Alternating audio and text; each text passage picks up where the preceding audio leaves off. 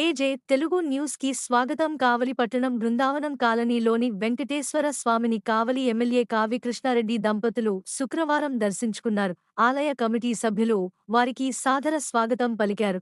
ఆలయంలో ప్రత్యేక పూజలు నిర్వహించారు. కావలి ప్రజలు సుఖ సంతోషాలతో ఉండాలని కోరుకున్నారు.